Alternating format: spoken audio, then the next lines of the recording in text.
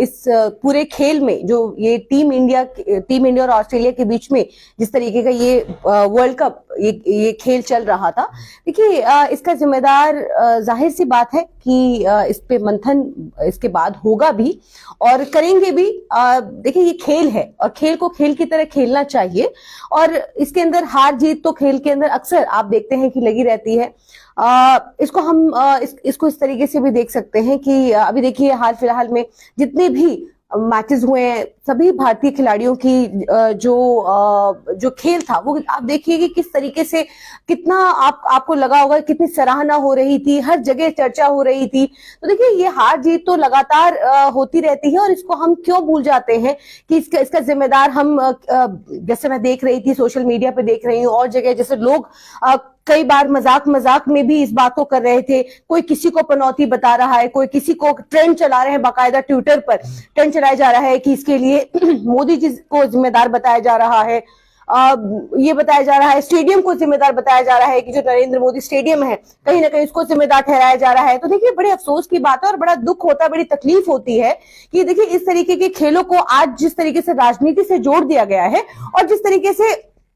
आज जब खेलों के ऊपर जिस तरीके से राजनीति की जा रही है उसको इवेंट्स बनाया जा रहा है और वहां पर जितने भी खिलाड़ी खेल रहे थे कहीं ना कहीं मैं समझती हूँ कि वहां पर जो लोग वहां पहुंचे थे जो हम पहले देखते थे खेलों के अंदर जो चेयर करने के लिए वहां पर लोग पहुंचते थे, मोटिवेट करने के लिए खिलाड़ियों को पहुंचते थे, लेकिन आज जो लोग स्टेडियम के अंदर पहुंचते हैं वो कहीं ना कहीं राजनीति करने पहुंचते हैं, एक तरीके की मार्केटिंग देखने को मिलती है। लेकिन जो सोशल मीडिया में आवाज उठनी शुरू हो गई कि अहमदाबाद के नरेंद्र मोदी स्टेडियम जो था वो वर्ल्ड कप फाइनल को डिजर्व नहीं करता था, वर्ल्ड कप फाइनल के लिए नहीं था। ईडन गार्डन या फिर आप वानखेड़े स्टेडियम जहां पहले में और भी पहले जो फाइनल हो चुके हैं, तो इस तरीके से वहां पर जो अहमदाबाद मोदी जी का जो स्टेडियम है उसमें लोगों ने सवाल उठाने शुरू कर दिए। क्या लगता है आपको? देखिए जब बीसीसीआई का चेयरमैन जब जैसा व्यक्ति चुना जाएगा जिसने मुझे लगता है कि शायद शतक मार दिया होगा, ठीक है, जिसकी वजह से शतक मारने की वजह से उसको बीसीसीआई का चेयरमैन बनाया गया और आज ये बात लगातार चल रही है और इस पर लोग चर्चा कर रहे हैं, विचार कर रहे हैं। सबका अपना मत है और सबको अधिकार है कि वो अपना मत दे सकते हैं, लेकिन ये कहना कि नरेंद्र मोदी स्टेडियम के अंदर, लेकिन ये पहली बार हुआ है कि गुजरात के वो नरेंद्र मोदी स्टेडियम जिसका नाम चेंज करके ये पूरा राजनीतिक खेल जो खेला गया है अमित शाह के बेटे जय शाह के द्वारा कि ये किस तरीके से वहां पर फिक्स किया गया कि जिस तरीके से पहले कलकत्ता के अंदर जब मैच होते थे, वानखेड़े स्टेडियम के अंदर जब मैच होता था, तो आज इस बार क्यों गुजरात के अंदर, जाहिर सी बात है हर चीज के पीछे बड़ा स्टेडियम है नहीं, देखिए हर चीज के पीछे एक राजनीतिक सोच कहीं ना कहीं पनप रही थी और ये हम देख रहे थे कि मोदी जी को लगा और जिस तरीके से पूरा षड्यंत्र रचा गया ये क्योंकि देखिए क्रिकेट है, देखिए गेम तो और भी है, लेकिन जिस तरीके से क्रिकेट को आज धंधा बना दिया गया है कि राजनीतिक धंधा है ये, कि वहां पर देखिए आप ये कहते हैं कि वहां बड़ा स्टेडियम है, देखिए और भी स्टेडियम, हमने 1983 का वर्ल्ड कप जीता है, हमने और भी T20 वर्ल्ड कप जीता है, लेकिन इस तरीके से ये पूरा गेम प्लान करना और फिर ये मोदी जी का इसको श्रेय देना, तो मैं कहती हूँ आप जिम्मेदार जब जीत का श्रेय मोदी जी को देते हैं तो मैं कहती हूँ आपने पूछा मुझसे कि इसका जिम्मेदार किसे ठहराएंगे, तो मैं आप ही से कहना चाहती हूँ कि जब जीत का श्रेय मोदी जी को जा सकता है और मोदी जी जिताने के लिए वहां पर पहुंचे थे, तो हार का श्रेय भी तो मोदी जी को जाना चाहिए कि क्यों टीम इंडिया या और किसी को बदनाम करना। मैं तो कहती हूँ मोदी जी को इसका सारा ठीकरा मोदी जी के ऊपर फोड़ना चाहिए। फाइनल टीम इंडिया खेल रही है और हार का जिम्मेदार मोदी जी, ये कहाँ का इंसाफ है? जिस तरीके सोशल मीडिया में ट्रेंड कर रहा पनौती, एक प्रधानमंत्री को पनौती कह देना, क्या ये बिल्कुल उचित है? क्या ये उचित है कि टीम इंडिया मेहनत करे, टीम इंडिया की कोशिश, सालों की कोशिश को आप मोदी जी को श्रेय देने के लिए तमाम सोशल मीडिया पर भविष्यवाणी होती है, तमाम जो वो गोदी एंकर्स हैं वो बाकायदा इस पर शो चलाते हैं कि धर्म युद्ध, ये धर्म युद्ध कब से हो गया? मोदी जी कब से जिताने लग गए? वो एक दर्शक की तरह वहां पर पहुंचे थे, लेकिन लगातार चैनल्स और पूरा फोकस मोदी जी के ऊपर जिस तरीके से था, तो कहना चाहती हूं कि आप ये कहते हैं पनौती, ये ट्रेंड कौन चला रहा था, ये ट्रेंड वहां पर चल रहा था जिस तरीके से, देखिए ये एक हम लोग एक मजाक के तौर पर इसको ले सकते हैं कि लोग इस तरीके की बातें करें, चर्चा करें, लेकिन बड़े दुर्भाग्य की बात है कि देश के प्रधानमंत्री नरेंद्र मोदी जी को जिस तरीके से ट्विटर पर ट्रेंड पनौती बताया जा रहा है, दो धड़ा एक धड़ा मोदी जी को बता रहा है। कोई वहां पे जो लोग पहुंचे थे, लोग जो वहां पर पहुंचे थे, उन लोगों को कहीं ना कहीं जिम्मेदार बताया जा रहा है कि क्यों आपने इसको इवेंट बना दिया, क्यों इसको आपने बिजनेस बना दिया, क्यों मार्केटिंग का अड्डा बना दिया, खेल को खेल क्यों नहीं रहने दिया। वहां पर जो लोग पहुंचे थे, आप देखिएगा तस्वीरें मैं लगातार देख रही थी, सतगुरु वहां पर पहुंचे थे, तमाम वो बॉलीवुड के सेलेब्स पहुंचे थे वहां पर। मैं देख रही थी कि वहां पर ऐसे ऐसे लोग पहुंचे हुए थे, लेकिन वो लोग उस तस्वीर से बिल्कुल गायब थे जिन्होंने टीम इंडिया को पहली बार देश को पहला वर्ल्ड कप जिताया। कहां थे वो कपिल देव, क्यों नहीं इनवाइट किया गया, कहां थे वो धोनी, तो क्यों नहीं उनको बुलाया गया। वो तमाम वो जो टीम इंडिया थी जो पहला जिसने वर्ल्ड कप जीता, T20 का वर्ल्ड कप जीता, कहां थे वो लोग, कहां गायब थे। और बड़े अफसोस की बात है कि जब हम ऐसे खिलाड़ियों को जब हम देखते हैं कि ये ऐसे लोग जो स्टेडियम के अंदर मौजूद रहने चाहिए थे, जिस पर इनकी एक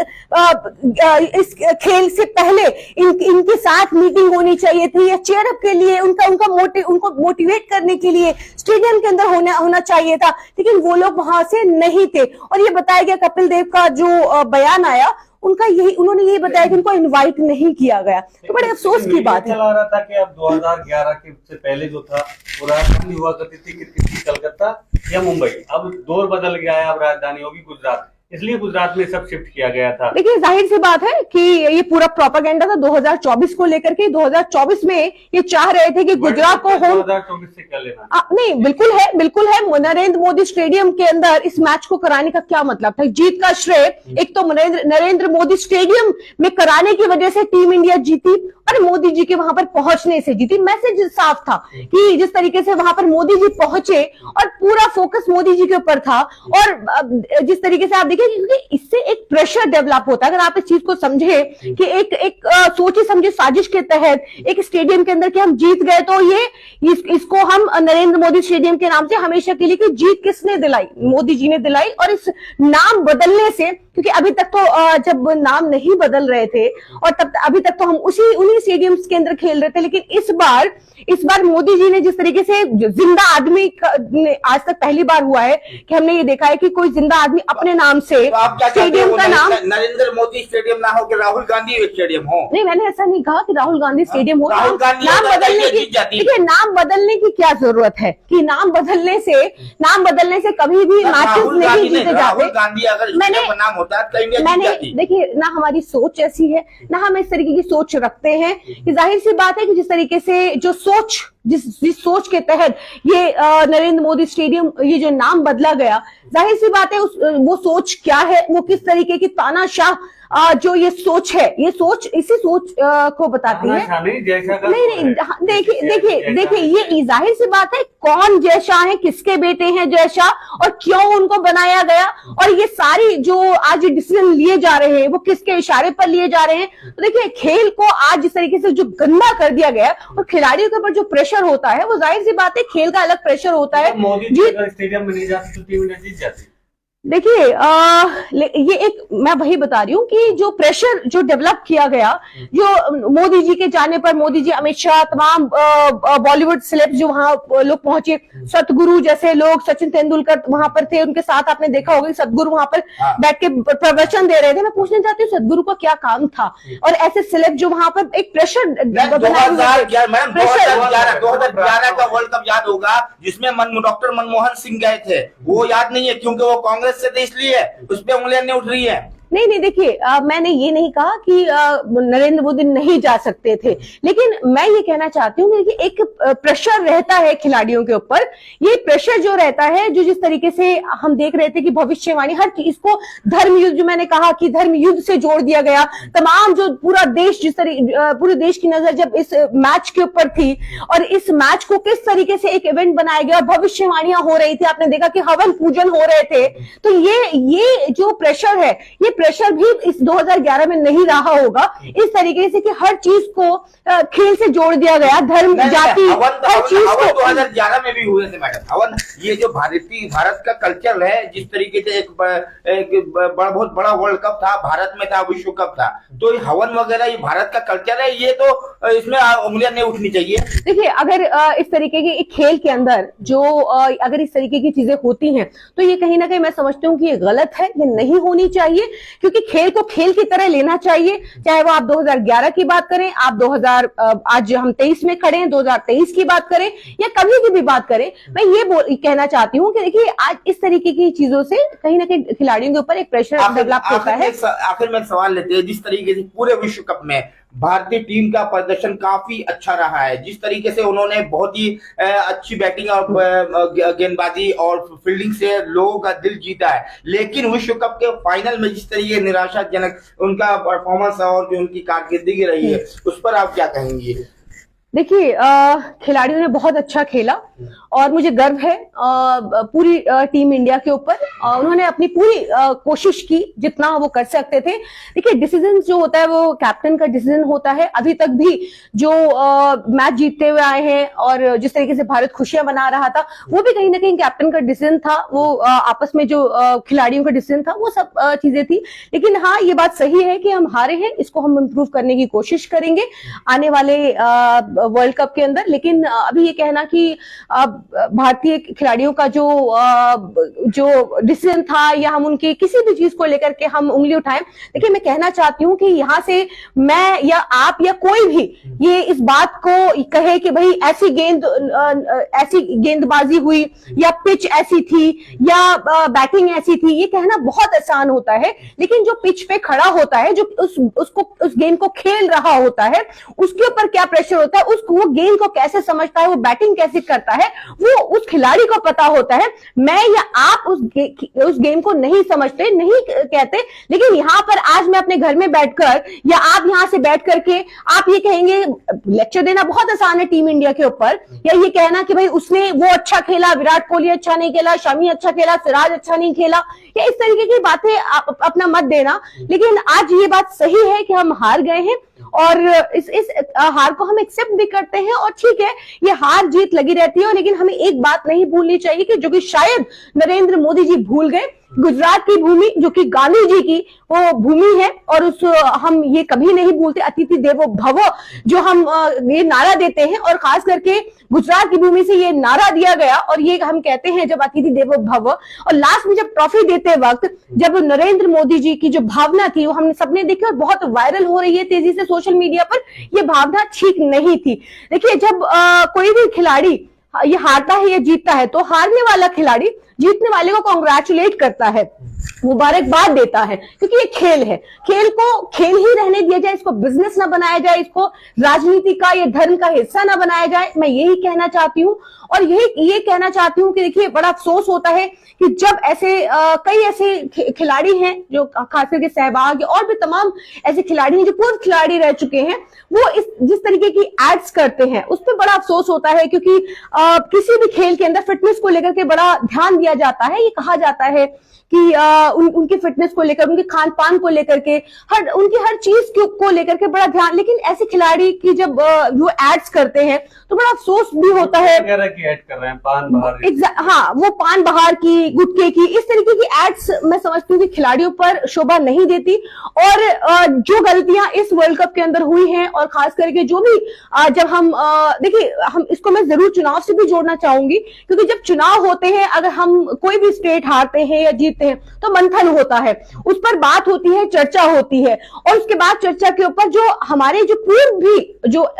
एमएलए एमपीज या पूर्व जो भी लोग रहते हैं उनको भी बुलाया जाता है, उनकी भी सलाह मशवरा किया जाता है उनसे। लेकिन जिस तरीके से कपिल देव को नहीं बुलाया गया, ये बहुत ही ज्यादा अफसोसजनक है। तमाम उन खिलाड़ियों को जो टीम इंडिया का पहली बार हिस्सा रहे या और उसके बाद T20 वर्ल्ड कप का हिस्सा रहे, लेकिन उन लोगों को नहीं बुलाया गया, ये बहुत ज्यादा बेहद अफसोसजनक रहा। और हम उम्मीद यही करते हैं कि इन लोगों की देखिए बहुत इससे फर्क पड़ता है कि जब हम इनसे टिप्स मिलती हैं, इनसे हमें बहुत कुछ सीखने को मिलता है। पुराने खिलाड़ी हैं, बहुत कुछ समझते हैं, उस खेल को बहुत अच्छे से एक तजुर्बा है, एक एक्सपीरियंस है। उसको अगर जो अभी हाल में जो खिलाड़ी आ रहे हैं, क्योंकि बहुत ज्यादा उम्र नहीं होती खिलाड़ियों की, जाहिर सी बात है 25 से लेकर 30, 32, 35 तक की उम्र होती है, और जो पुराने जो तजुर्बेकार खिलाड़ी हैं उनका तजुर्बा अगर मिलेगा तो बहुत अच्छा है कि टीम इंडिया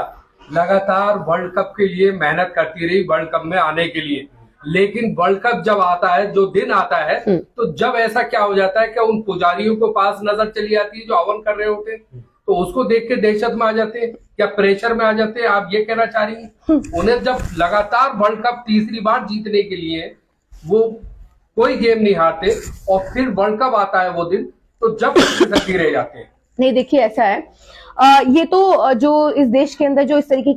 के एजेंडाज चला रहे हैं, चाहे वो हवन पूजन हो, देखिए मैं हवन पूजन को गलत नहीं ठहरा रही, ना गलत बताती हूँ। किसी भी शुभ काम के लिए एक हिंदू धर्म के अंदर एक